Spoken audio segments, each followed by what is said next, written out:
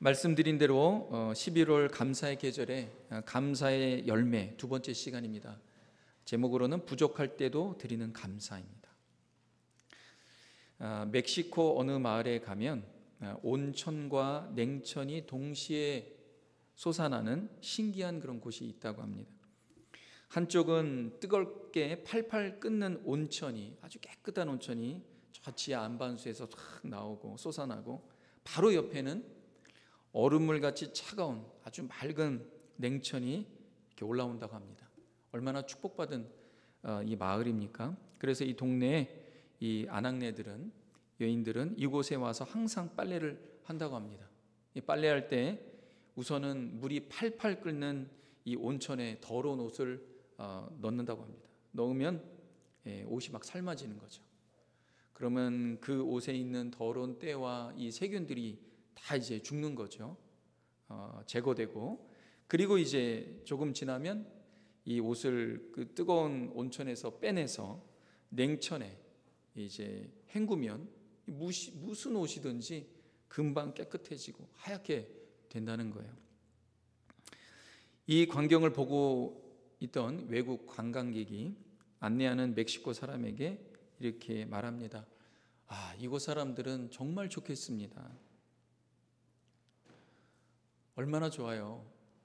이렇게 온천과 냉천이 있어서 항상 깨끗한 물이 나오고, 거기서 얼마든지 빨래할 수 있고 목욕할 수 있고 얼마나 좋습니까?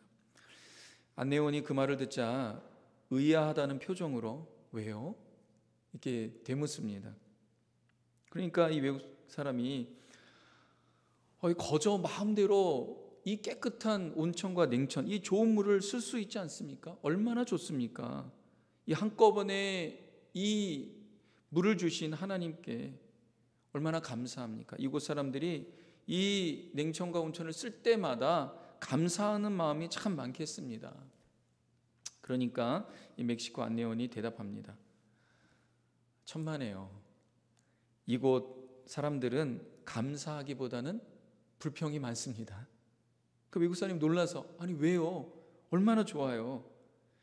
몰라서 그러는데요, 이곳 사람들은 왜 비누가 나오지 않느냐고 빨래할 때마다 불평합니다. 사람들이요, 모든 것이 풍족하면 감사할 것 같은데 실은 그렇지 않습니다. 많은 것을 소유해도 불평거리는 얼마든지 있습니다. 얼마든지 핀셋으로 불평거리를 찾아서 불평하는 게 우리의 마음, 욕심입니다. 내 불평거리를 찾는 사람은 불행한 삶을 살아요. 그러나 부족함에도 감사의 거리를 찾는 사람은 그 마음이 하나님 나라로 변화가 됩니다. 그래서 여러분, 어떤 순간에도 가장 먼저 해야 되는 게 뭐예요? 감사거리를 찾는 거예요. 감사거리. 오늘 말씀은 우리가 너무나 잘 아는 오병이어의 이야기입니다.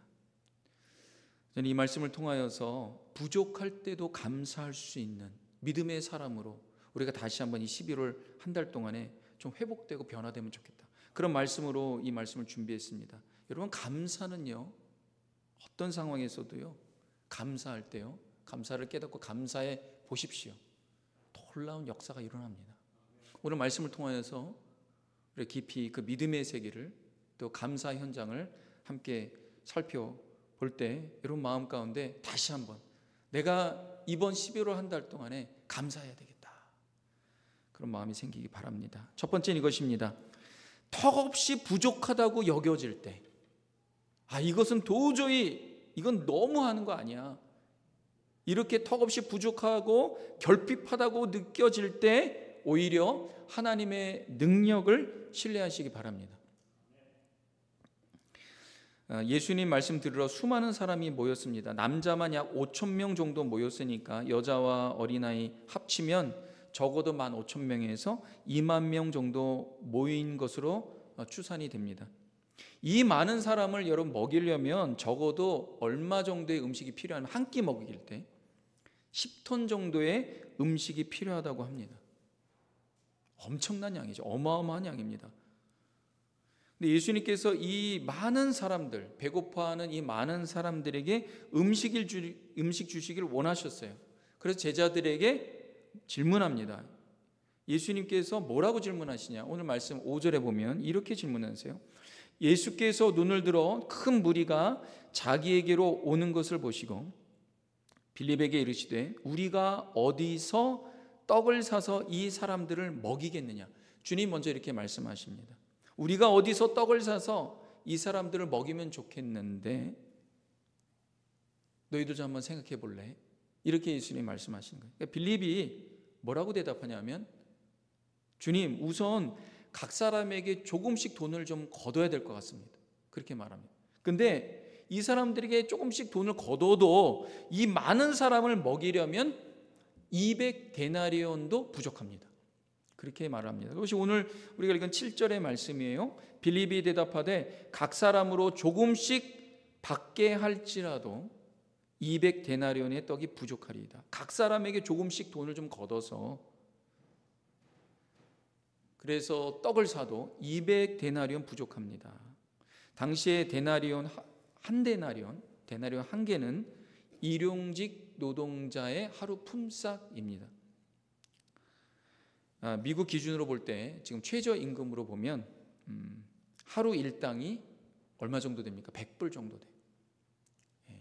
요즘에는 인플레도 많이 올라가고 최저임금도 올라가서 100불에서 주마다 약간 다른데 도시마다 100불에서 150불이에요. 200데나리온이니까 200일치로 계산하면 지금 돈으로 2만 불에서 3만 불 정도 됩니다. 여러분 약 15,000명 정도가 모였다고 계산할 경우에도 2만 불, 3만 불 정도를 할 때 한 사람의 한 끼 먹는 식사를 계산하면 어느 정도 되냐면 약 한 사람당 1불 50에서 2불 정도 계산한 거예요. 아주 미니멈으로. 근데 요즘 여러분 생각해 보십시오. 미국에서 한 끼 식사할 때 2불짜리 있습니까? 있어요? 2불 식사 먹어보신 적 있습니까, 여러분? 여러분 부자입니다. 부자예요.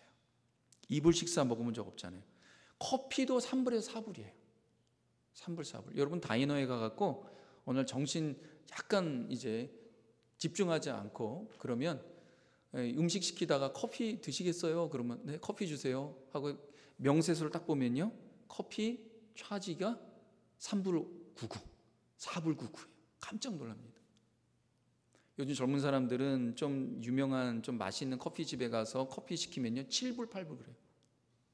저는 이거 마실 수가 없어요. 손 떨려갖고 너무 비싼 거예요. 근데 계산한 거예요. 미니멈으로 계산해서 이 빌립이 얘기하는데 한 사람씩 조금씩 걷어서 200데나리온 2만 불 3만 불 정도인데 한 끼 1불 50, 2불 이 정도 이제 됩니다. 그래도 부족하죠. 당연히 부족하죠. 근데요 1불 50짜리 그 음식이 딱 한 군데가 있더라고요. 어딘지 아십니까? 코스코예요. 누구예요? 코스코예요.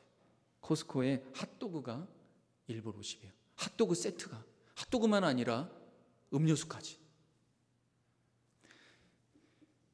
미국이 지난 30년 동안 엄청난 인플레가 왔습니다. 특별히 팬데믹이에요. 2020년도 3월에 팬데믹이 코로나로 팬데믹이 되면서 미국 물가가 확 올라갔어요. 모든 게 올라갔습니다.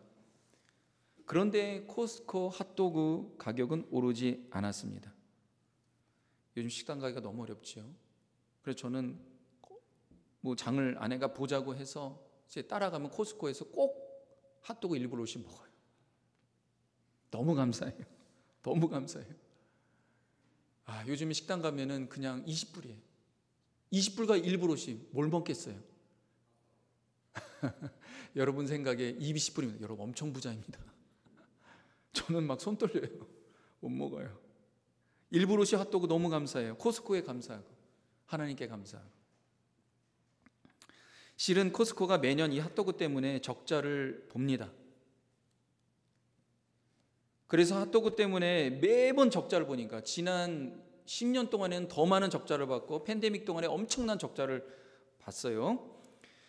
계속 적자를 보다가 2018년도에 팬데믹 전이에요. 그때 코스코의 CEO가 젤리넥이라는 사람인데 코스코의 창업자인 짐 시네갈이라는 사람에게 뭐라고 얘기했냐면 핫도그 세트 가격을 유지하기가 어려워서 가격 올릴 것을 좀 고려해 주십시오. 이렇게 좀 공식적으로 문의를 했어요. 그렇게 말했다가 창업자인 짐 시네갈이 뭐라고 대답할 것 같습니까? 핫도그 세트 가격을 건드리기만 하면은 내가 당신을 가만두지 않겠습니다. 그렇게 답장이 왔어요. 제가 굉장히 유하게 얘기한 거예요. 이 엄청난 유명한 일화입니다. 그 이후로부터 1불 50, 여러분 1불 50이 언제 가격인지 아십니까? 40년 전 가격이에요. 40년 전에 1불 50과 지금의 1불 50 엄청난 차이가 있죠. 근데 왜 창업자인 짐 시네갈이 이렇게 적자이면서도 핫도그 가격을 40년 동안 올리지 않는가? 여러 가지 이유가 있지만 그 중에 하나가 뭐냐면 이 사람이 어릴 때 엄청 가난했다고 합니다. 너무나 가난했어요. 그때 그 저렴한 핫도그 가격, 너무나 배고프고 꼬록꼬록 할 때마다 하루에 한 끼 먹기도 힘든 때 너무나 저렴한 핫도그 사 먹으면서 감사했다고요.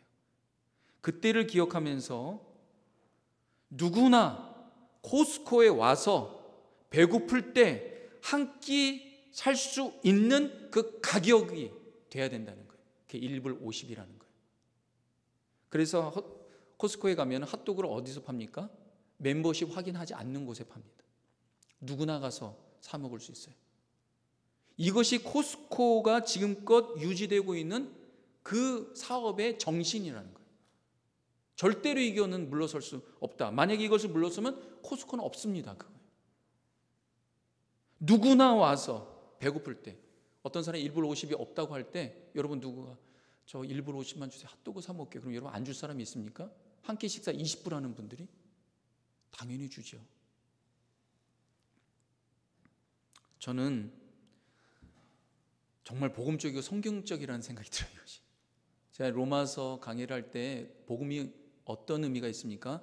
유대인이나 헬라인이나 누구나 차별 없이 이 복음을 듣고 이 복음을 믿으면 하나님의 구원을 받고 하나님의 은혜를 받고 생명을 얻는다. 누구나. 여러분 세상은 변해도 크리스찬은 절대 변하지 않는 가치를 가지고 있어야 합니다. 턱없이 부족해도 힘들어도 변하지 않는 성격적 가치를 붙들고 살아가야 되는 것. 이거 크리스찬이에요. 이게 믿음의 세계입니다. 어려워도 하나님의 진리의 말씀으로 하나님의 관점으로 살아가려고 애를 쓰는 것. 여러분 그럴 때 하나님께서 채워주시고 하나님께서 공급하시고. 여러분 코스코가 어떻습니까? 1.5불 핫도그에서 적자 나도 코스코는 지금 미국에서 가장 잘 나가는 마켓 중에 하나입니다. 전 세계로 확장되고 있어요. 이 가격은 절대로 건드리지 마십시오. 누구나 와서 1불 50에 한 끼를 먹을 수 있는 코스코가 되어야 됩니다. 여러분 세상의 사업도 이런데 믿음의 사람 어떻게 해야 됩니까? 부족할 때도 하나님 주님을 신뢰합니다. 어려울 때도 주님을 바라봅니다. 여러분 빌립이 계산해 보니까 이 많은 사람을 먹일 수 없다고 판단된 거예요. 주님 200데나리온의 떡이 턱없이 부족합니다. 계산을 하는 거예요. 근데 여러분 믿음의 사람은요 계산이 아니라 믿음으로 사는 거예요. 계산해 보면 수지타산이 맞지 않지만 여러분 특별히 하나님의 일을 할 때는요 계산하면 도저히 나오지 않는 그런 것들을 우리에게 요구하실 때가 있어요. 여러분 성경 보십시오. 창세기부터 요한계시록까지.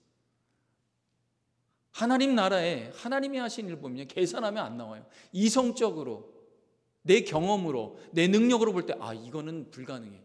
주님 이건 불가능합니다. 근데 하나님이 하라는 거예요.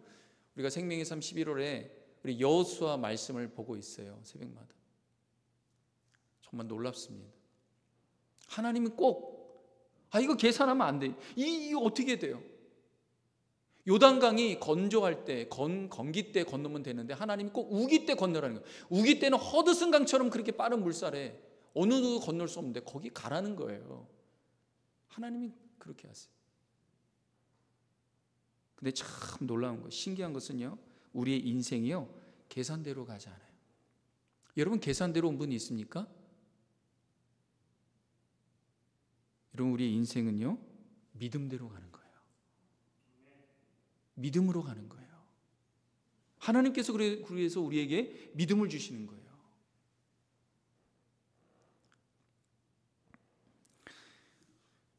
세상의 사업도 이렇게 되는데 하나님께서 그의 말씀을 믿음으로 살아가는 사람들을 어떻게 역사하시겠어요? 어떻게 역사하시겠어요? 그래서 변하지 않은 성경적 가치를 붙들고 믿음으로 하나님을 신뢰하시는 여러분 되시 주님의 이름으로 축원합니다. 언제요? 부족할 때, 결핍될 때, 이거 주님 이건 안 됩니다. 그럴 때.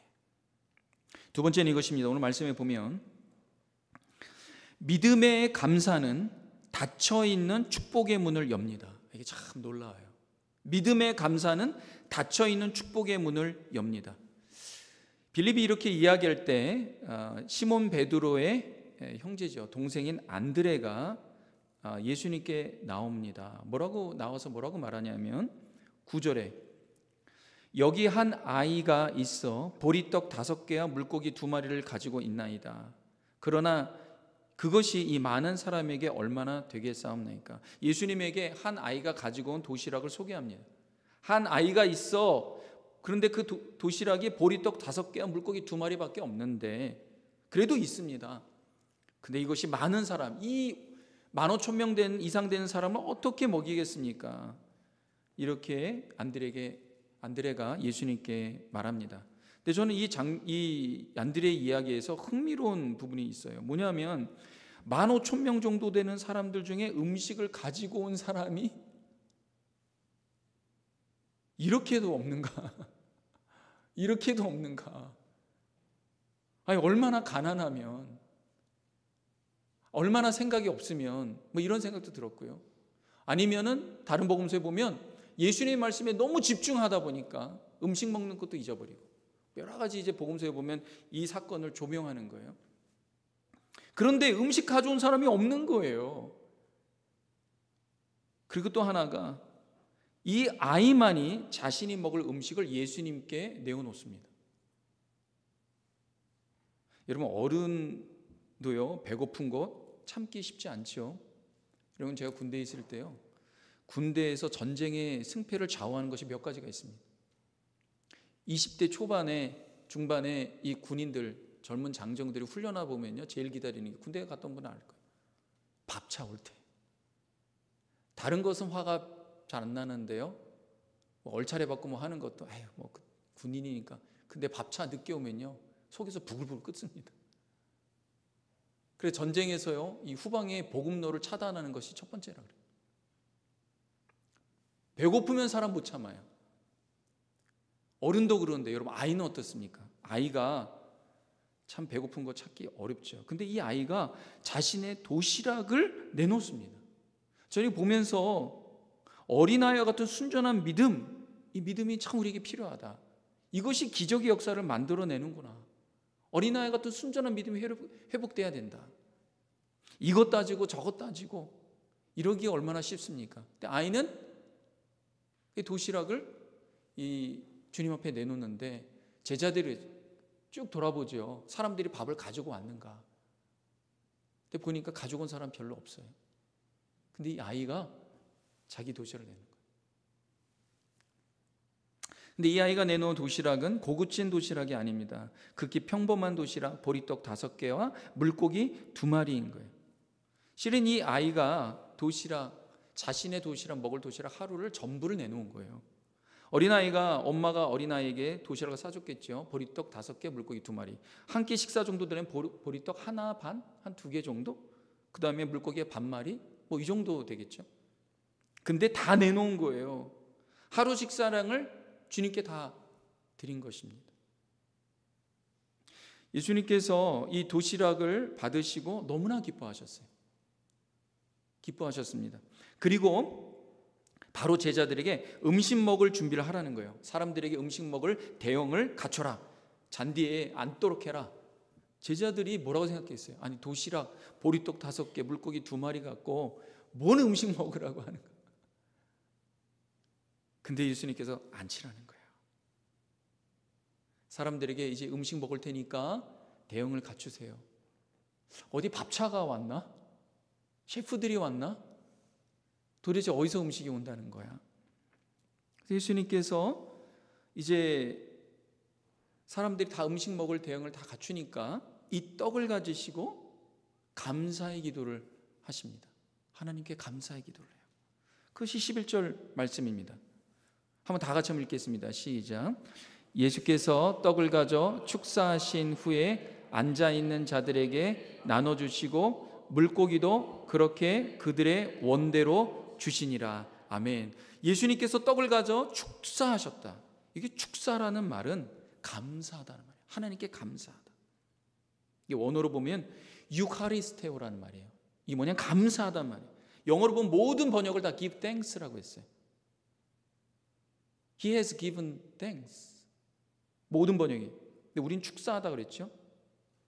요한복음에서 요한은요, 예수님께서 이 오병이의 기적에 대한 이 사건이요, 모든 복음서에 나오고 있어요. 근데 이 요한은 여기서 예수님께서 하나님이 자신에게 주신 오병이어에게 이어를 보고 하나님께 감사했다 그랬습니다. 근데 그 앞에 앉은 사람들이 몇 명입니까? 15,000명이에요. 하나님과 너무하신 거 아니에요? 이렇게 말할 수 있잖아요. 근데 하나님께 감사했다 그랬어요. 동일한 오병이어를 쓴 이 마태복음과 누가복음에서는 어떤 단어를 썼냐면 축복하다, 찬양하다라는 율로게오라는 단어를 써요. 이건 찬양하다. 물론 찬양하다, 축복하다는 말도 감사하다는 말이 그 안에 내포되어 있지만 요한은 여기에서 유하리스테오, 예수님께서 오병이어를 받으시고 하나님께 감사했다. 요한은 여기에 집중합니다. 여러분, 우리의 삶에서 하나님께서 나에게 이 정도밖에 안 주시는데 내가 뭘 하겠습니까? 라고 하는 것이 아니라 하나님 이것을 오병이어를 주셔서 감사합니다. 하나님이 앞으로 하실 일을 기대하고 소망합니다. 여러분, 그것이 믿음의 사람이에요. 여러분, 우리의 삶이요, 믿음으로 나갈 때 유카리스테요, 하나님 감사합니다. 부족할 때에도, 결핍될 때에도, 아무것도 없을지라도 하나님이 이거 주셨네요. 하나님이 앞으로 행하실 일에 기대가 됩니다. 그런 믿음의 고백이 우리 가운데 감사의 표현으로 나올 수 있기 바랍니다.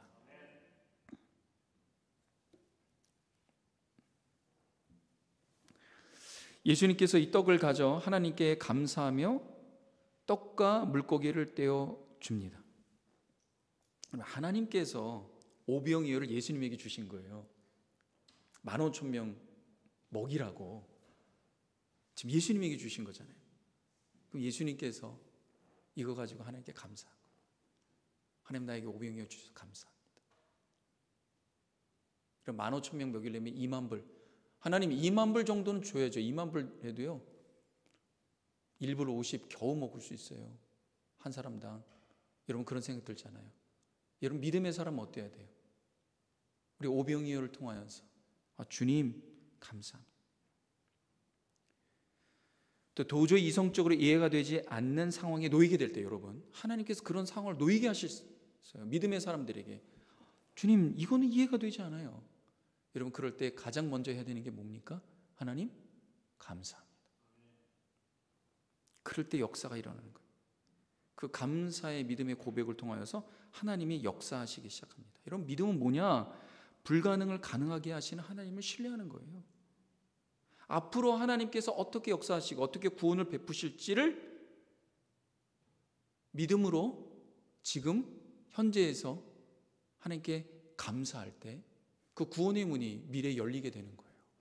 그래서 감사가, 믿음의 감사가 언제요? 부족할 때. 오병이어 15,000명. 여러분 꼭 생각하세요. 15,000명을 먹이라고 하나님께서 오병이어를 그분의 아들에게 주신 거예요. 성인 하나가 배고플 때 한 끼에 그냥 한 입에 먹을 수 있는 양이에요. 근데 15,000명 먹이라고. 네, 예수님이 감사했어요. 하나님께 감사했습니다. 이 성경의 요한복음의 분위기를 보면요, 예수님이 너무나 감사했어요. 하나님 앞에. 그러니까 다른 복음서에서는 하나님을 찬양했다 그러잖아요. 감사를 넘어서 하나님께 찬양하는. 제 말씀을 마무리합니다. 영국이 낳은 최고의 문학가이자 시인 중에 한 사람이 누구냐면 존 밀턴이라는 사람이에요. 유명한 사람이죠. 신라권을 쓴 위대한 영국이 낳은 최고의 시인 중에 한 사람. 근데 이 존 밀턴이 나이 44세에 한참 일할 때 실명이 됩니다. 실명의 원인이 뭐냐면 어릴 때 너무 많은 책을 읽은 거예요. 하나님께서 밀턴에게 글을 쓰고 글을 이해하는 능력을 엄청 주셨어요. 그러니까 어릴 때부터 책이 너무 좋은 거예요.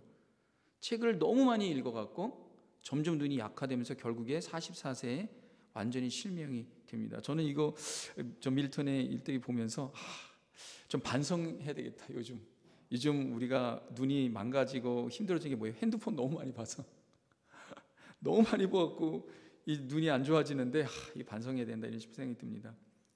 근데 이 밀턴이 44세에 완전히 실명되면서 그가 쓴 시가 뭐냐면 On His Blindness, 실명에 대하여, 자신의 실명에 대해서. 처음에는 밀턴이 하나님 나에게 이런 글 쓰는 능력을 주셨는데 시력이 사라져서 아무것도 못합니다. 그런 절망이 생겨났어요. 근데 그때 하나님께 놀라운 깨달음을 주십니다.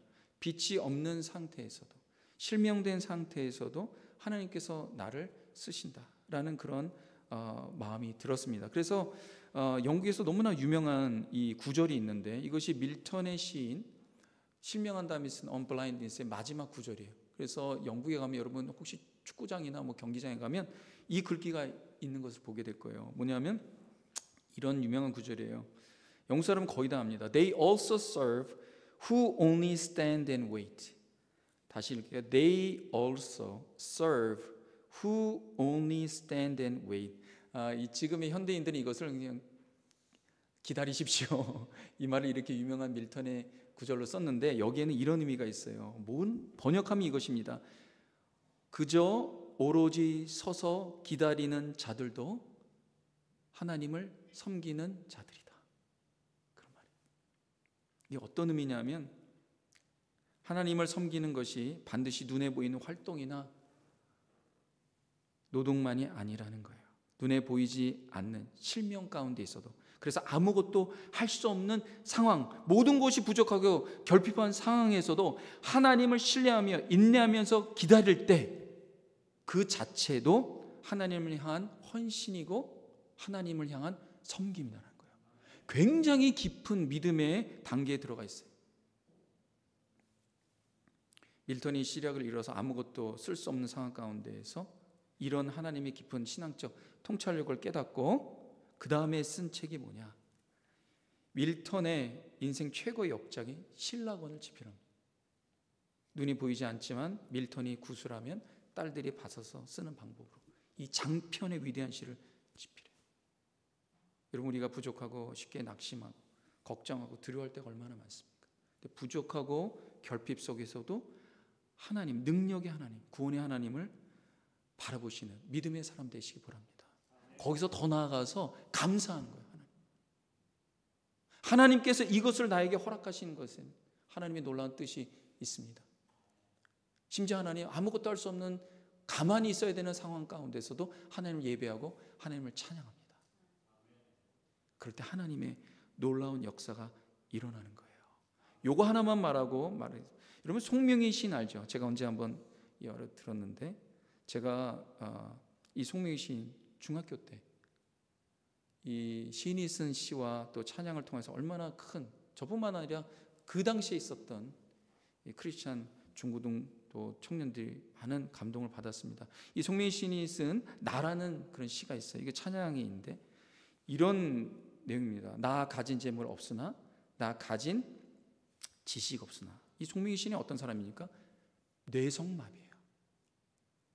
그 사람은 거의 글을 쓸 수가 없어요. 손이 뒤틀려 갖고 사진으로 봤는데 겨우겨우 한자 이루고 꼬여서 한자 겨우 쓰는데 몇 분이 걸리는 거예요.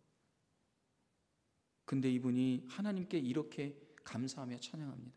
나 가진 재물 없으나 나 남이 가진 지식 없으나 나 남에게 있는 건강이 있지 않으나 나 남이 갖고 있지 않는 것 가졌으니 나 남이 보지 못하는 것 보았고 나남이 듣지 못한 음성 들었고 나남이 받지 못한 사랑받았고 나남이 모르는 거 깨달았는데 그 다음 말이 너무나 제 마음을 탁 강타해요. 공평하신 하나님.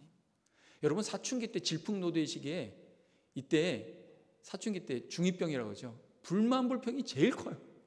모든 게 불만. 아무리 맛있는 음식 이제 만들어줘도 그냥 맛없다 그러고 모든 게 싫은 거예요. 교회 가서도 그냥 툴툴거리고 하여간 모든 게 짜증나는 거예요. 근데 그때 송명인 시인이 공평하신 하나님. 나남이 가진 건 나 없지만 남들이 가진 건 난 없지만 나남이 없는 것 갖게 하셔. 제가 좀 시간이 있으면 찬양을 하려고 했는데 여기서 마무리하겠습니다. 기도하겠습니다. 하나님 아버지 감사합니다. 공평하신 하나님을 찬양합니다.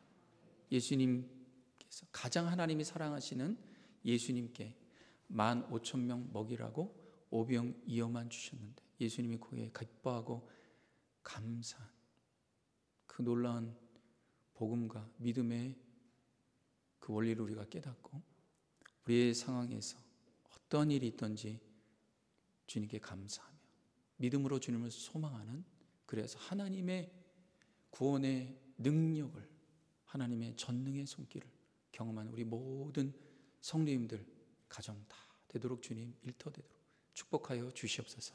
예수님의 이름으로 기도합니다. 아멘.